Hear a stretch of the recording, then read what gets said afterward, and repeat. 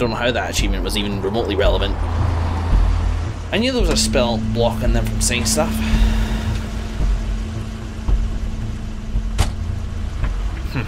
That's Crane's car. Yep.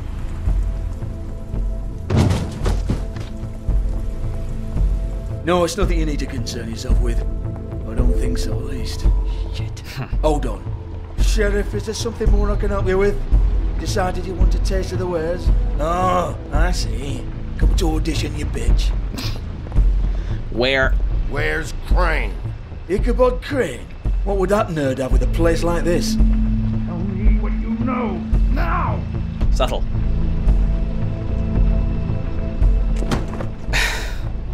Hey, you can't just go in there. We have a problem.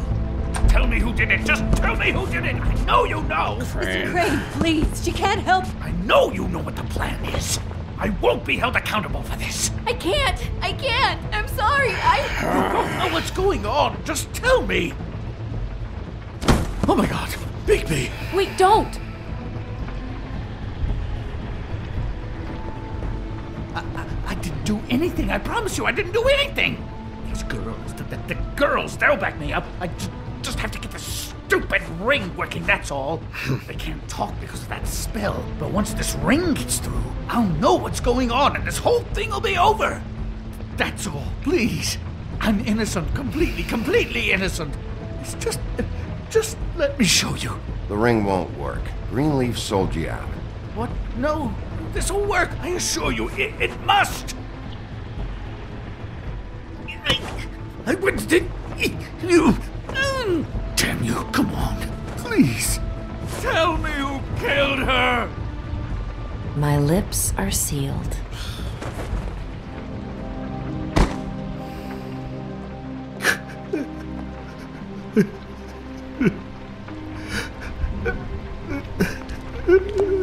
How many years? What? How many years has this been going on? Too many. But I didn't kill those women, Bigby. Please, I had nothing to do with that. It just, oh God.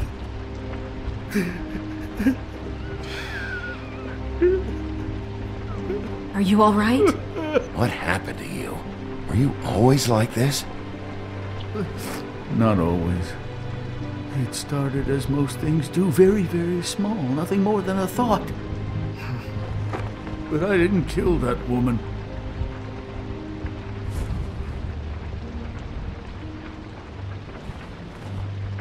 Bigby? I don't think he did it. What? Look at him. I agree. Do you really think this man murdered these women? He wouldn't be brave enough. Not to put his stamp on the world like that. He's a disgusting coward, not a murderer. Thank you, my dear. It means so much to... Shut up. Don't talk to me. Okay. We've been chasing this guy. Just... why now? Because look at him.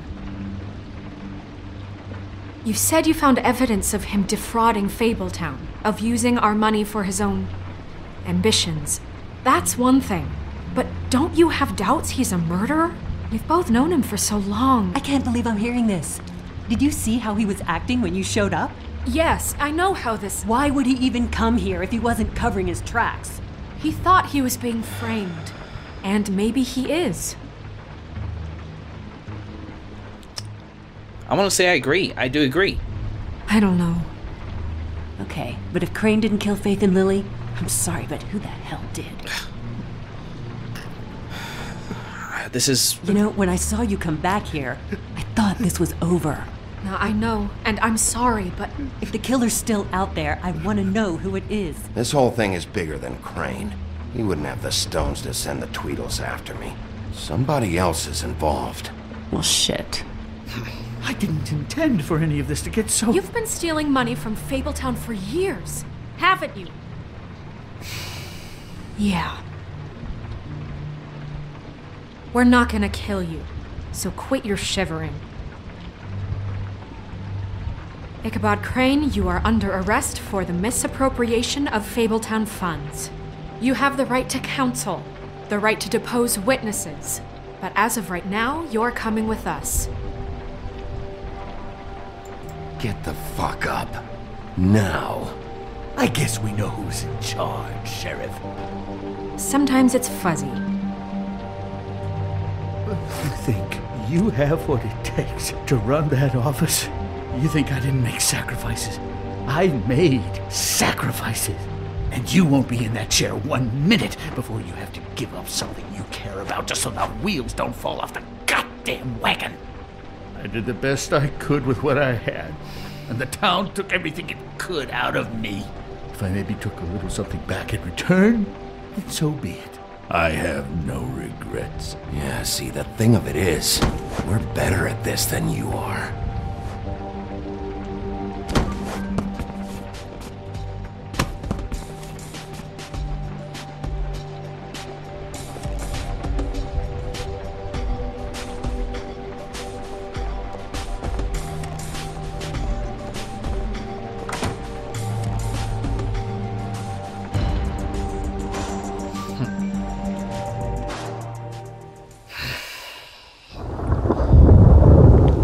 That for now. Oh, okay.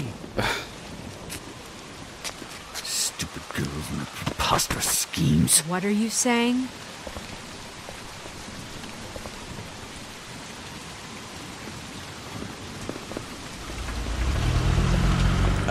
Somebody hide Crane. I have a horrible feeling about this. Or hide us. Hide something. The shit.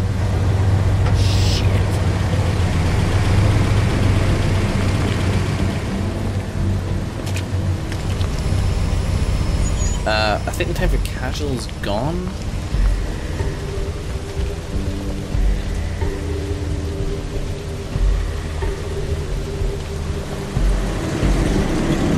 Oh my.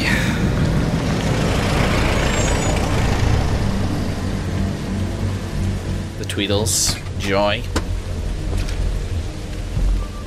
What's this? Who are you? Hi. What you got there?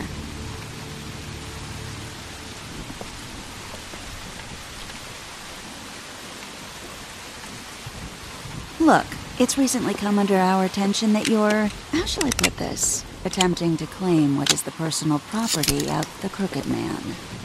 He's about yay high, 120 odd pounds, pissed his sheets until he was 14. Sound familiar? I haven't told him anything. Not now, not now. Shh. The grown-ups are talking. The fuck? Guys, speak English? Who are you? No. That's not how this works. How this works is you are going to walk Crane over here. Like a good doggy. It wasn't my fault. Shut up. Kidneys. You're interfering with official Fabletown business. Step aside. Watch that look in her eyes. Tweedledee. What's the, you know, that thing the Mundies call me? What? My nickname. You know what I'm talking about. Bloody Mary. That's it. Thank you. Joy. And do you know why they call me that? Because some of them, they think it's funny to have their little sleepovers and go into their little bathrooms and say my name 5 times in the mirror. They find it less funny when I actually show up and feed their lungs to the family dog. And I do that for a hobby. Like golf, to relax. This is my job. I like my job. So think about what I'm gonna do to you, your girl, and the rest of your friends if you don't hand over the sock puppet now. This was really the wrong day to try and pull this shit. I told you he'd never just give him up.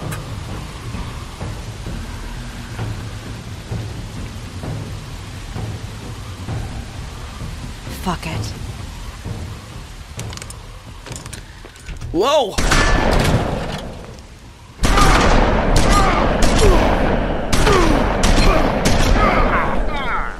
Great.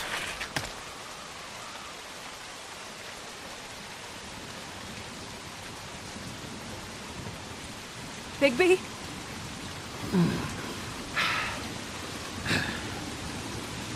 Come on, Bigby, come on. Pull it out when you need it. Oh,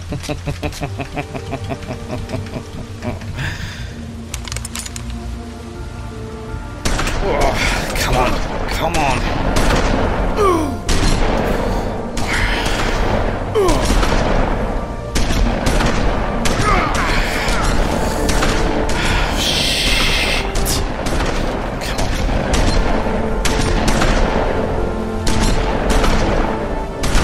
These guys suck at shooting shotguns. Come on, Big B. Pull it out a bit faster, please. Oh, fucking hell. You shot my glamour off.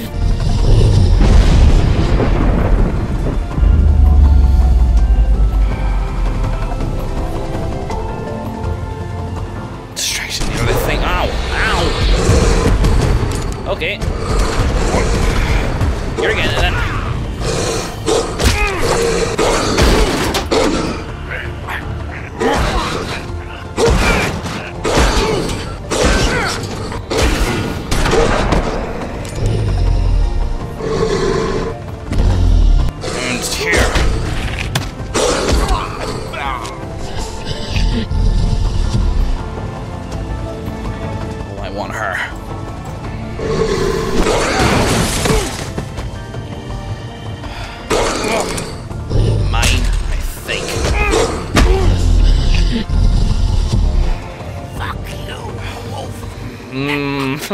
Oh no!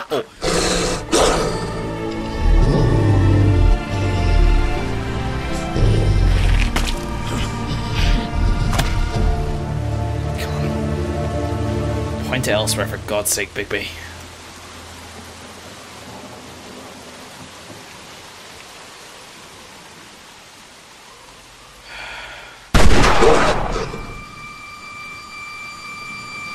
Yep.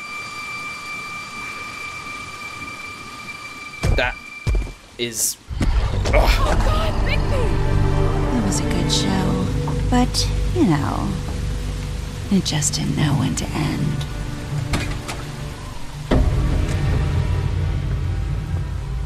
The fall. You know, you wouldn't think silver bullets would work on anything but a pure werewolf. But as it turns out, it's just not the case. No, come on! Right, Wolfie? I mean, hey, look, I know it sounds ridiculous, but really, guys, can you argue with these results? Because I know I can't. Wait! Stop!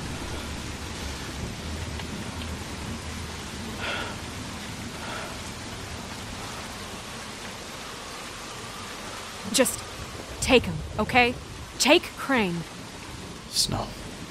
Just stop, please.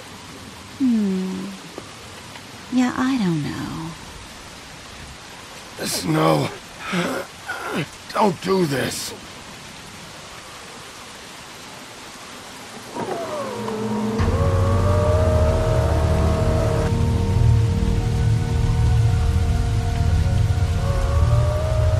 It's your lucky day, kid. The Crooked Man says it's okay with him.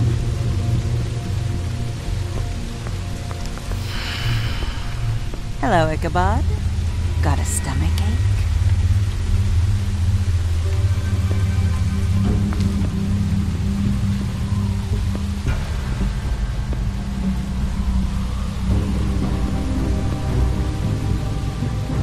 Oh, and just between us girls, Crane ain't no killer. I mean, look at his face. Could stick a pig if his life depended.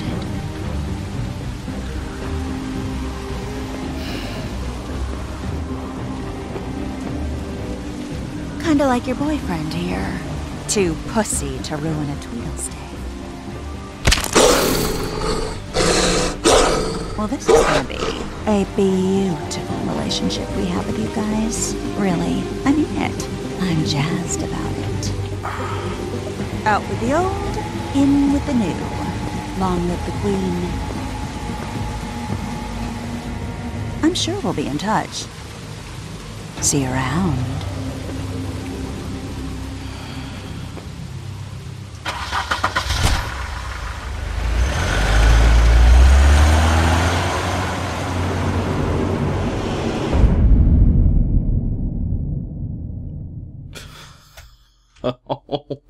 Wow. Not listening to this. Back with you guys in a moment.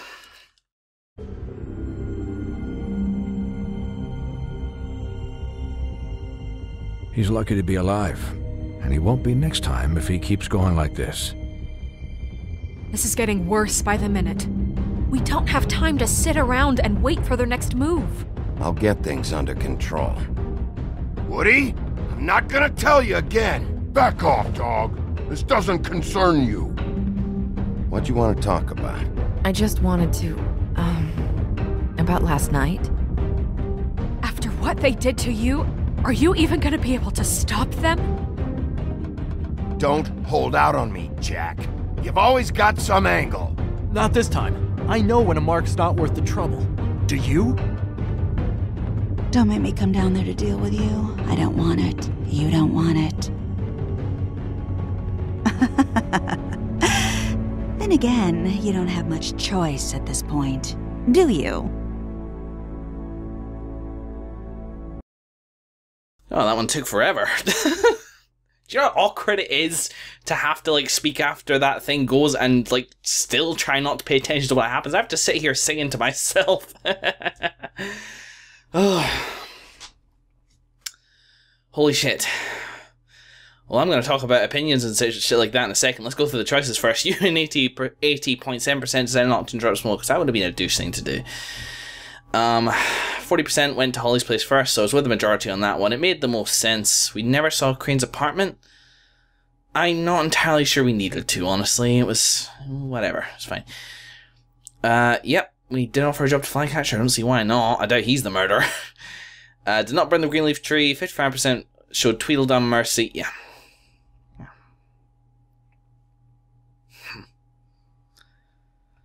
A proper kill? I don't know. The more I learn about the D's and Dumbs, the more I got angry at them, and wow. I mean, I was probably never going to kill them, but it did cross my mind at the moment that I would be doing the world a freaking favor. Yeah. This is all fine. Flycatcher, he seems alright. Talks a bit too much. Kind of annoying, but whatever. He can have a job if he doesn't want to work there. He seems like a good guy. Greenleaf tree. That witch. I don't know. That whole scene with her was really cool. She seemed like a cool character.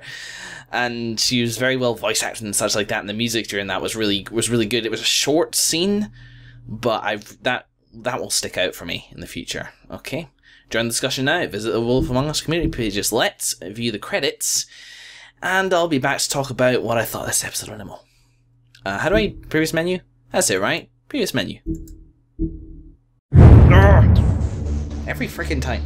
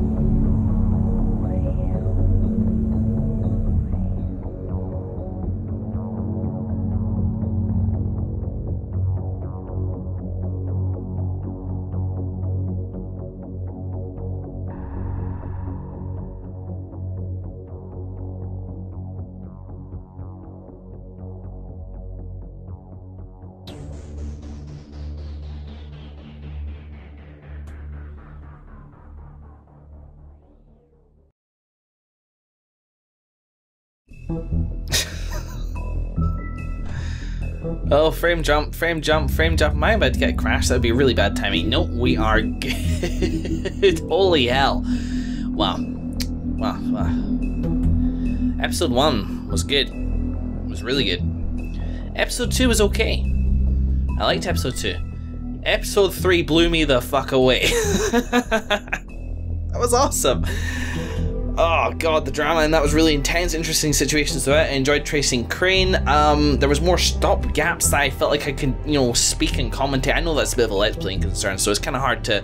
You can't really detract from one of the episodes by saying it didn't give me enough time to talk about stuff, because it doesn't have to. It's just it's a Let's Playing consideration, let's say. But still, I appreciate the fact that it did let me do that.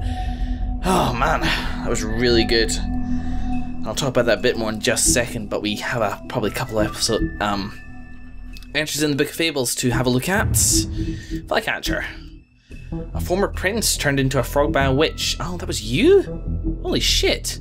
What a loser you turned out to be. Genial Flycatcher now carries the nickname as an unsubtle reference to his propensity for catching and eating flies. You still do that? His wife and their children were brutally murdered back in the homelands, a fact he attempts to deny himself by committing to a series of endless tasks and janitorial duties. Oh, right, okay. Well, that's actually pretty sad, so this is you getting lost in your work, I guess you'd say. So is he actually still a frog then? No. Auntie Greenleaf, horticulturist, alchemist, and lover of animals.